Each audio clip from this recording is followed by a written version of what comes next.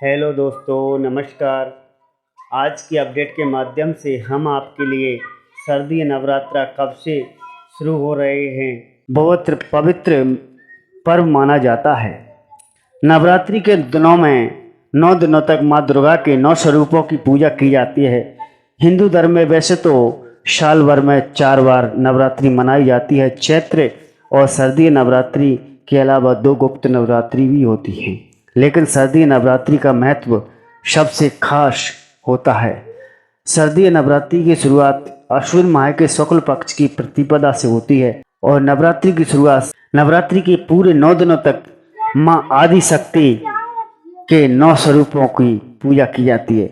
पहले दिन शैलपुत्री, दूसरे दिन द्वितीया को ब्रह्मचारिणी, तृतीया को चंद्रघंटा और चतुर्थी को कुष्मांडा और पंचमी को स्कंद माता और षष्ठी को कात्यायनी देवी और सप्तमी को कालरात्रि, अष्टमी को महागौरी और नवमी को सिद्धिदात्री देवी की पूजा की जाती है।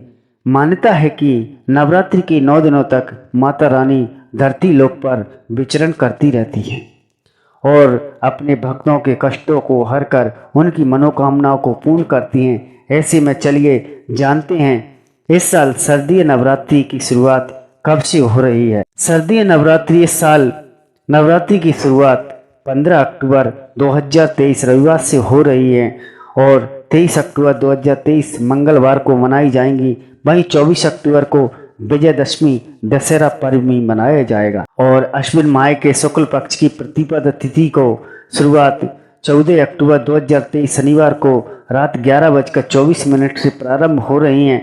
यह तिथि 15 अक्टूबर रविवार को देर रात 12:32 पर समाप्त होगी। उदया तिथि को देखते हुए शारदीय नवरात्रि 15 अक्टूबर रविवार से शुरू होंगी। इसी दिन कलश स्थापना किया जाएगा। शारदीय नवरात्रा कलश स्थापना का शुभ मुहूर्त भी इस वीडियो के माध्यम से शारदीय नवरात्रि की प्रतिपदा तिथि के दिन कलश स्थापना का शुभ मुहूर्त 15 अक्टूबर को 11:44 से 12:30 तक रहेगा। कलश स्थापना के लिए इस साल केवल 40 मिनट का समय रहेगा। इस मुहूर्त में आप कलश स्थापना कर सकती हैं। कलश स्थापना शारदीय नवरात्रि के पहले दिन सुबह उठ करके स्नान आदि से निवृत्त होकर के स्वच्छ वस्त्र पहन करके फिर अपने मंदिर की साफ सफाई करके गंगा जल छिड़क करके और इसके बाद लाल कपड़ा बिछा करके और थोड़े से चावल रखें और एक मिट्टी के पात्र में जौ बो दें। साथ ही इस पात्र पर जल से भरा हुआ कलश स्थापित करें और कलश के चारों ओर आम और अशोक के पत्ते लगाएं और एक स्वास्तिक का चिन्ह बनाएं। फिर इसमें एक साबुत सुपारी का और सिक्का और बेअक्षत चावल डालें। एक नारियल पर चुनरी लपेटकर कलावा से बांधें और इस नारियल को कलश के ऊपर रख देते हैं। रखते हुए माँ जगदम्बे का आह्वान करें, फिर दीप प्रज्वलित करें और कलश की पूजा करें। नवरात्रि का पहला दिन माँ शैलपुत्री की पूजा की जाती है। 15 अक्टूबर को नवरात्रि का दूसरा दिन माँ ब्रह्मचारिणी की पूजा की जाती है 16 अक्टूबर में और नवरात्रि का तीसरा दिन माँ चंद्रघंटा की पूजा की जाती है।